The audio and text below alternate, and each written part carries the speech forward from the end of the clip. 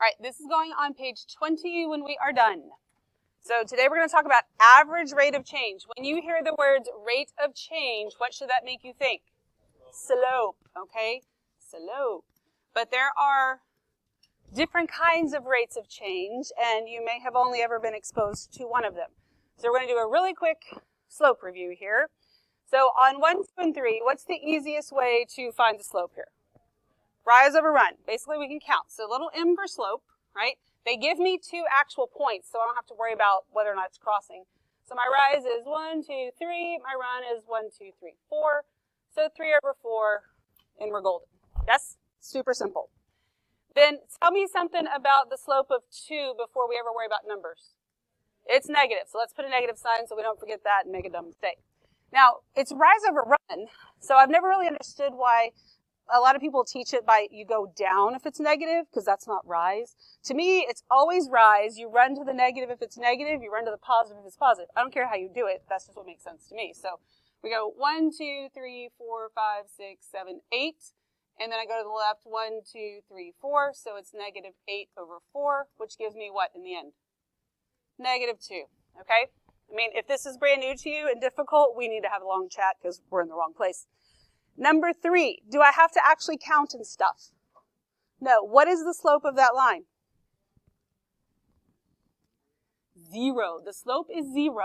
So depending on who you had for Algebra 1 and who you had for geometry at whatever level, this little diagram here might mean something to you, and then again, it may not. I know some of our Algebra 1 teachers do it. I do it again in geometry no matter what level I'm teaching.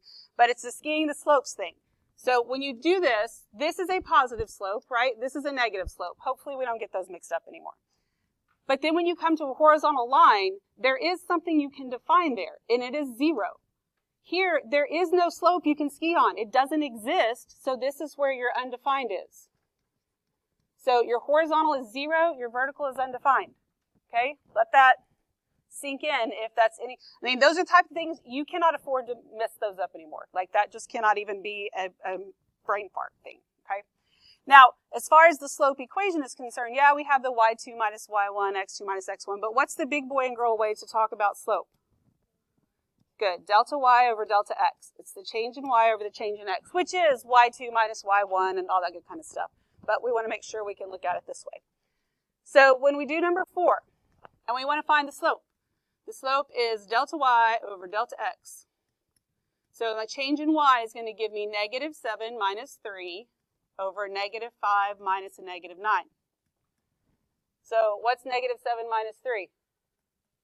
Negative 10 over what? 4. And so in the end, that gives me negative 5 over 2. Now, you would never dream of putting negative 2.5 right there, would you? No. Or negative 2.5. No. So don't do that in any other situation ever either, okay? This is an improper fraction. That's how we want it. Mixed numbers are junk, and decimals only when it actually makes sense to use decimals, which it does not here, okay? You do number 5 real quick on your own.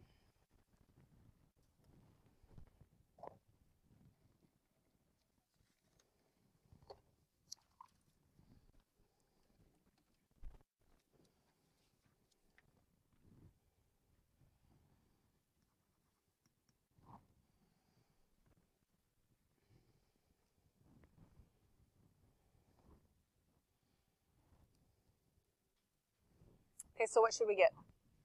1/3. If you did not get 1/3, figure out where you messed up on your signs, because that's most likely what happened. Okay? So this slope, yes, old business. You've been doing it forever. Okay? This right here, these are linear, right? Think about its rate of change. It's positive, and it's constant. Okay? And so that's important too. So I want you to write right here. When it's linear, you have a constant rate of change. Today's lesson is on average rate of change. It's something that you most likely have not been introduced to before. So all we've ever really called this maybe is rate of change, but you're always talking about linear stuff. So if this is a time and distance graph, then the slope is my speed. And if my speed's going to look like this and it's going to be constant, then I'm on cruise control. Because even when you try and go at constant speed, you vary a little bit, right?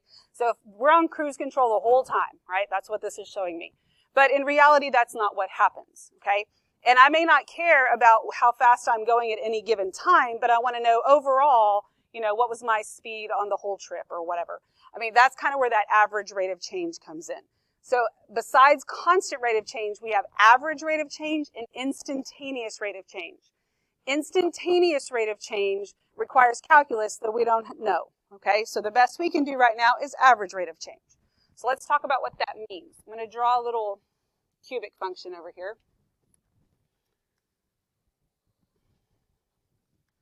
So would you agree that with this function, let's just talk about increasing, decreasing stuff.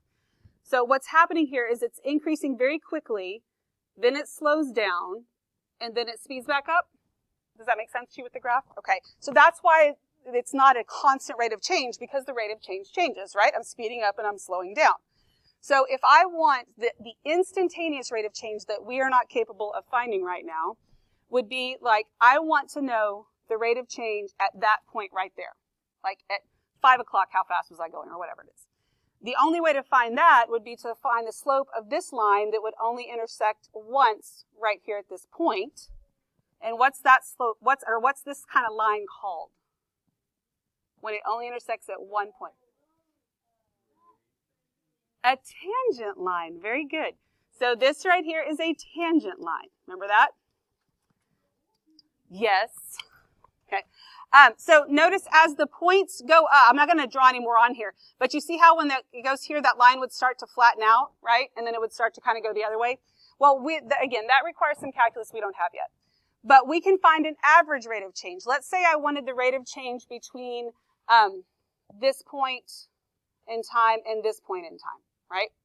So then I can draw in this line. I know how to find the slope between 2 points, right? So the slope of that line would be my average rate of change over that interval. And notice that if these points got closer and closer and closer, then I would get a tangent line. And the closer these get, the more accurate it would be to actually find the point, the specific point I want. Now, when the line intersects twice, what's that called? Starts with an S.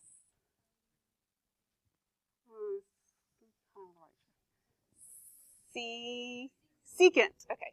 So then this is a secant line. That's from geometry no matter what level you're at. All right, so we're going to be able to find the slope of a secant line. The slope of a tangent line comes a little bit later. We will actually talk about it at the end of the year, and that's kind of where you start in calculus, but we're going to look at the secant line right now. So it says for functions, the slope is constant between each pair of points. So the slope of that cubic function is not constant, but between two pair of points it is, and then it changes. So for nonlinear functions, the slope changes between different pairs of points. Because of this, we can only find the average rate of change. Okay? So let's say that this was like a launch problem that you did in Algebra 2, or, you know, I'm standing on the ledge and throw the ball up and then it comes down to the ground or whatever. Then I could maybe want to know what the speed is between this time and this time. And so my average rate of change here would be the actual slope of this line, where it would be different for every piece because it's starting to slow down or speed up or whatever, okay? So we're just going to be able to find the average. So the average rate of change for a function between 2 points is the slope of the line that passes through these points. This is called a secant line. So the formula for the average rate of change on this interval AB, and remember on those intervals, those are x values, it's going to look very, very similar to the slope equation because basically that's what we're doing. So to write this, we have a little m for slope. Little m always means slope. Then you have a little subscript SEC. So basically we're saying the slope of the secant line. So this is going to equal f of b minus f of a over b minus a. And that looks all difficult and whatever, but it's not. All this means is, if you remember, a and b in that interval, those are x values. So in the denominator, I have x minus x, and f of b is a y value, so it's y minus y over x minus x. It's the same thing. We're just using those interval pieces. Okay? Does that make sense? This means to say that, so it shouldn't hopefully be confusing. All right, now let's look at this right here. So sometimes we'll be given a graph, not always, most of the time not, but we're going to have ones where, yes, I know maybe we could count, but we're not doing it that way. So it says, given the function graph below, find the average rate of change on each interval. So I have, this is a and b. I also need f of a well, I'm not going to put A on there, I'm sorry. F of A, which is -2, and I need F of B, which is 1. So because I have this graph, they're going to allow me to just like pull the numbers off of here. So what is F of -2?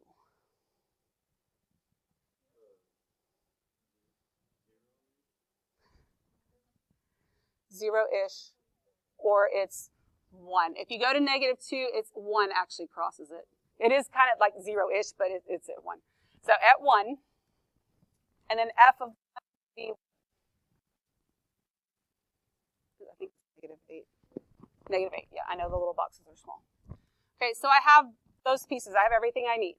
So what I want is, I want to find the slope of the secant line. That's equal to F of B, which is 1, minus F of A, which is -2, over 1 minus a -2. Right? That's what I'm looking for. So F of 1, we found that. That is -8. Minus F of -2 is 1. Over, what's 1 minus a -2? 3. So this gives me -9 over 3, which means the slope of the secant line is -3. And if I was to come over here, and I don't guarantee I'm going to hit these points perfectly, because, okay, oh, that's not too bad. So basically I found the slope of that secant line. That has a negative slope. It's pretty steep, so 3 makes sense, right? What questions do you have? All right. Number 8. So we want to find F of 0, and we want to find F of 4. So what is F of 0? Good. 7 looks good. And F of 4? 1. Okay, because we've got symmetry here, right? Got -7 and 1. All right? So to find the slope of the secant line, that's equal to F of 4 minus F of 0 over 4 minus 0. So that's 1 minus a -7 over 4, 8 over 4. So the slope of the secant line is 2.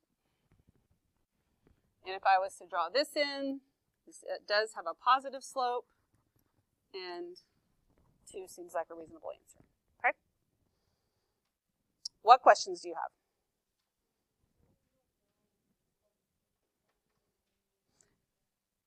If you're asked that on this, you will know. Like, these were, yes, I know it's kind of close here, but it was clearly on 1. They shouldn't be too difficult. You won't have a lot that have the graphs anyway. It's more about doing this when you don't even have a graph. Okay. All right, so let's flip it over. And we're not doing all of these, so I'm going to kind of tell you which ones we're not. We're not going to do number 9. So I'm actually going to start number 10 over here so that we can use both of these boxes. That way you don't have to write tiny. All right, so we're supposed to find the average rate of change of each function on the given interval. So my given interval is -9, -7. So I need F of -9. Now, when we go through this, let me explain to you. I know you know how to substitute things in and find numbers. But I'm going to talk you through how to do some of this stuff without a calculator. Some of you are good at that number sense stuff anyway. And even if I say, hey, this is one way to do it, it may not be what works for you. Different things work for different people. But I need you to, if you aren't already, to start thinking more like that. And if you don't practice that when you leave this room, when you take a test and you don't have a calculator, you're going to spend forever on the computation instead of, trying to do the other stuff that's important. It's not about doing it in your head. It's about just not having as much crazy scratch work and doing it the long way. All right, so F of -9. First step, we substituted it anyway. We get 2 times -9 squared plus 28 times a -9 plus 93. Okay. So -9 squared is 81. 81 times 2 shouldn't be too mind-bending. What is that? 162. All right. Then this, I have a positive times a negative. So it's going to be negative no matter what. There's like 3 options here. Okay, and different people want to do different things. If I do 28 times 10, I get 280. And then what do I have to subtract? 28, because that was one extra 28 that I didn't need, right? I could do 9 times 30, but then what would I have to subtract? 18, because I have 2 extra 9s, right? Or what I usually do sometimes, or what I usually do most of the time, is I just split it up. 9 times 20, right, is 180. 9 times 8 is 72, and then that's going to give me 252. You end up with 252 no matter how you do it, but if you're always writing it out and carrying and borrowing, that's where your weird stuff happens, okay? So you still might want to jot stuff down, but most of the time if you're doing things that way, then the stuff you jot down may not make sense to somebody else that's looking at it, and that's okay. As long as this work makes sense, well, your scratch numbers over here doesn't matter. And then I do plus 93. So we've got a couple of different things you can do here. You don't always have to go in order, but I would probably go in order here. And the way to subtract these, so you don't do something weird, because it's always with the subtraction where you got to borrow that when y'all try to do it in your head and you make ridiculous mistakes. So if I'm going to take 252 and subtract 162, the first thing I would do would be subtract 100, right? So that would leave me with 152 and 62 left over, right? Then I would subtract 52 to get me to 100, and then I got 10 more. So in the end, what do I end up with these two things here? Negative 90. Okay. You understand what I did there? If you do it in pieces, it makes it a ton easier. Negative 90 plus 93, so you end up with 3. Okay, so this is f of negative 9. So now we're going to find f of negative 7. That's equal to 2 times negative 7 squared plus 28 times a negative 7 plus 93. All right, so negative 7 squared is 49 times 2 is 98. Because 2 times 50 is 100, then you subtract 2, so you get 98.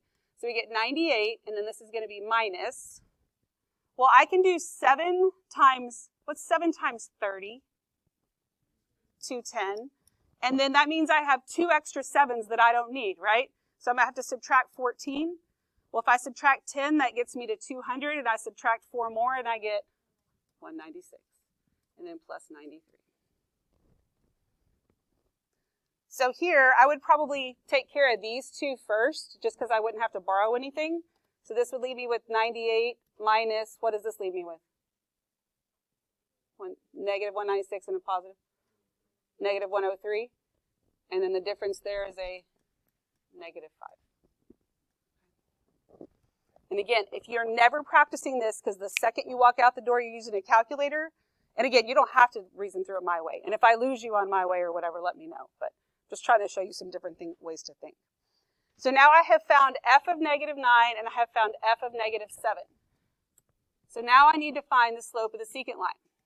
That's equal to f of negative 7 minus f of negative 9 over negative 7 minus a negative 9. I have my numbers over here, so this gives me negative 5 minus 3 over, what is negative 7 minus a negative 9? 2. So now I get negative 8 over 2. So the slope of the secant line is negative 4. What questions do you have?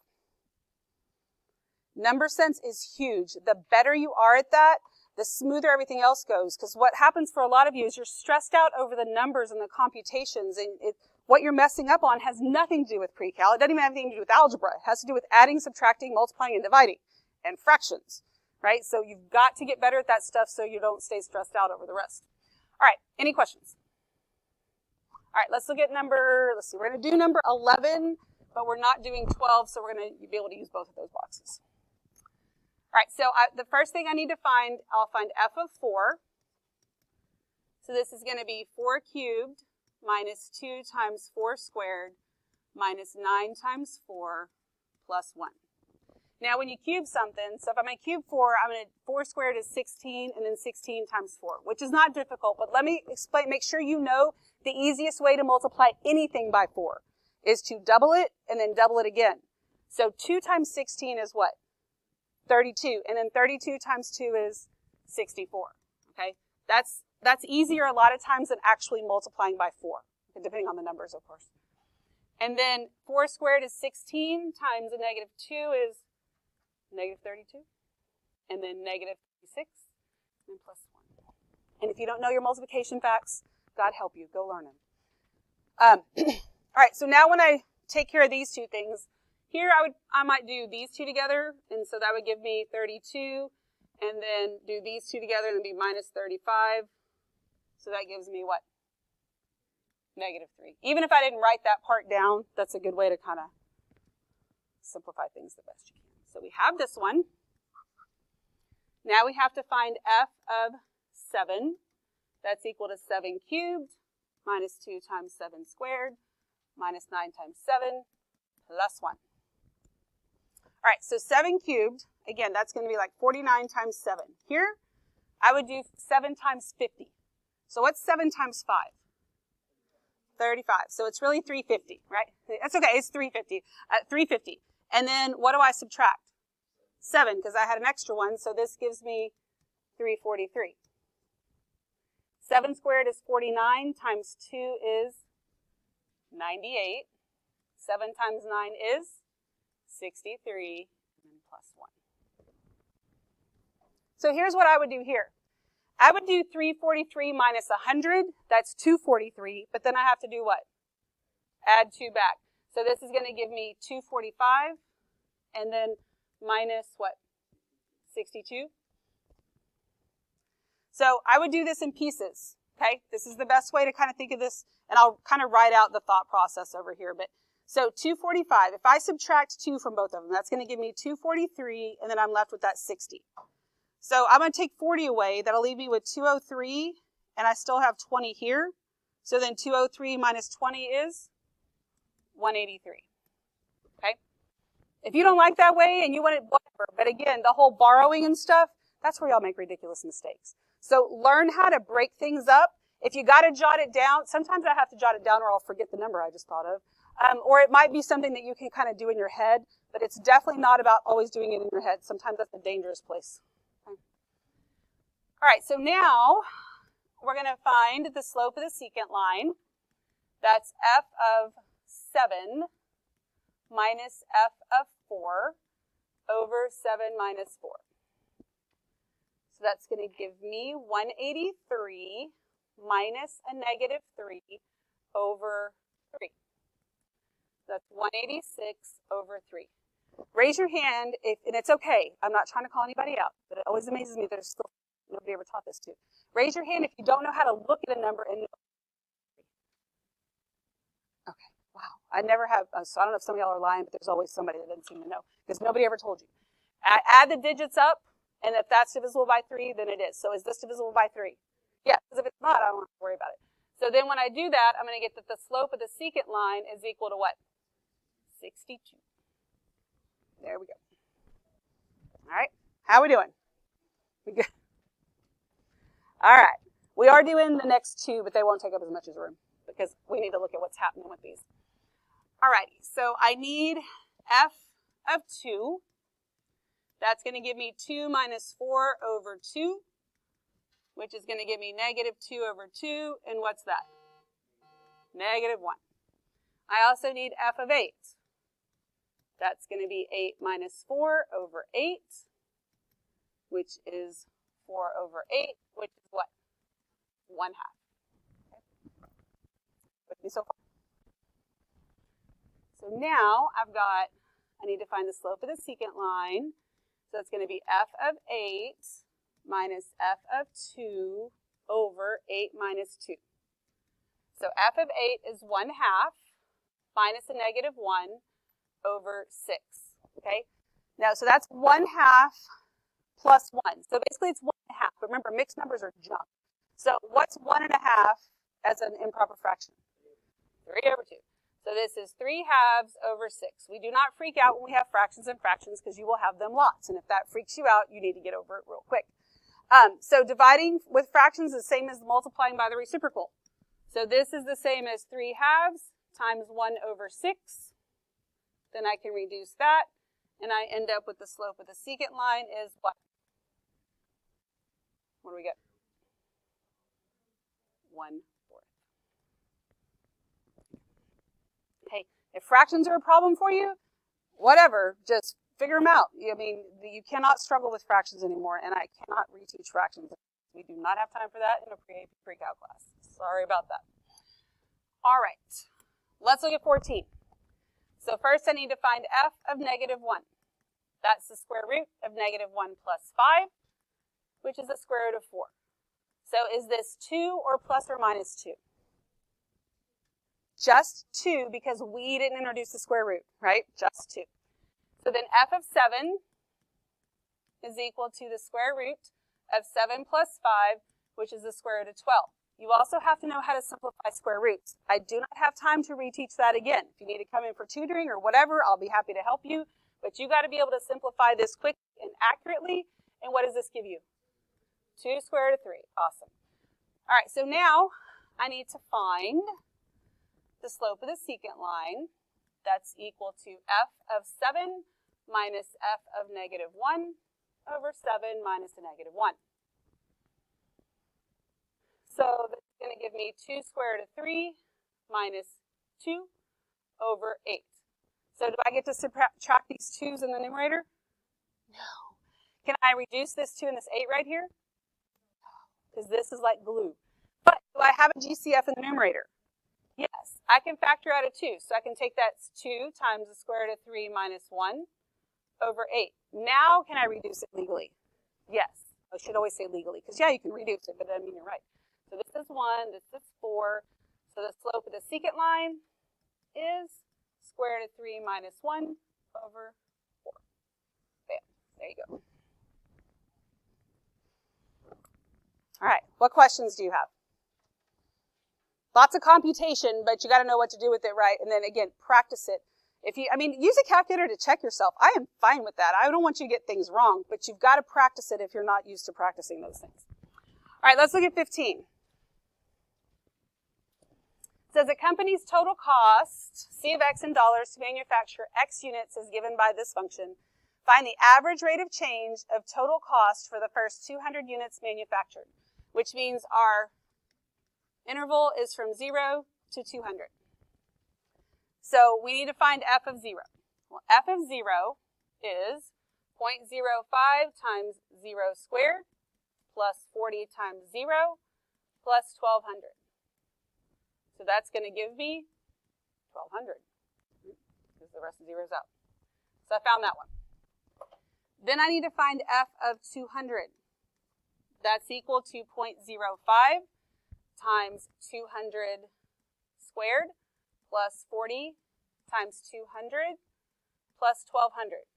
Now, the numbers are big, and we have decimals, but it's really fine. It's going to be easier than some of the other ones. If I'm going to square 200, right, that's 2 times 2 is 4. And then how many zeros do I have? 4. 2, 3, 4. And then I'm going to have to multiply that by 0.05. All right, well, when you multiply, basically that's 5%, okay? Do you know how to easily find 10% of something? Yeah, you just move the decimal place over, right? So, like, if I have 100, 10% of that is 10, because I just moved the decimal place over once, right? So 10% of 40,000 is 4,000. But that's 10%, right? So 10% is 4,000. So what's 5%? 2,000. So this is just 2,000. Does that make sense? Another way to look at this is when you multiply decimals, you know how you just move the decimal place over when you do it? 4 times 5 is 20. And then I have to put those 4 zeros back on it, right? But then I have to move the decimal place over twice. I still get 2,000. Okay? So whichever way it is. But don't make it out to be a crazy hard problem. All right? This is something that you should be able to kind of reason through quickly. And then I'm going to add to that 4 times 2 is 8. And then how many zeros? 3. Plus 1,200. So I have 2,000 plus 8,000 is 10,000. Plus 1,200 is going to be 11,200. So that's your f of 200 there. Right? So to find the slope of the secant line, we're going to have to find f of 200 minus f of 0 over 200 minus 0. So go ahead and get that going while I hand out the homework.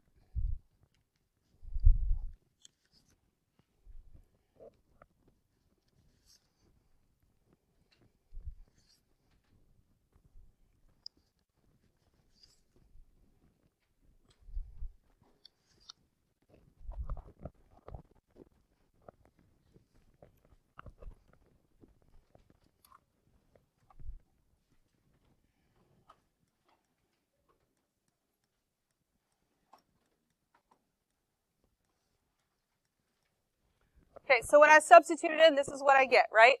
So I get 11,200 minus 100. So that leaves me with 10,000 in the numerator over 200. These zeros cancel out with those, so I have 100 divided by 2. What's that? 50. Okay, this is an application problem, so I can't just say 50, right? It's 50 what? Okay, and here's how we figure this out. What does the y value represent? The y value is the c of x. That's the cost, right? So if we think about units on here, like we put units up here, this is the cost, right? What does the x value represent? The units, right? So when we found this, basically we found the cost per unit. So it is $50 per unit. You see how the units just came straight from whatever it represented from the problem? Okay, so it's $50 per unit for the first 200 units is what it costs. It's the average rate of change. What questions do you have? We good? All right, we're not doing 16. Okay. All right, go ahead and get all that taped in because you got a couple minutes left. And remember, your ISNs are being graded this Friday.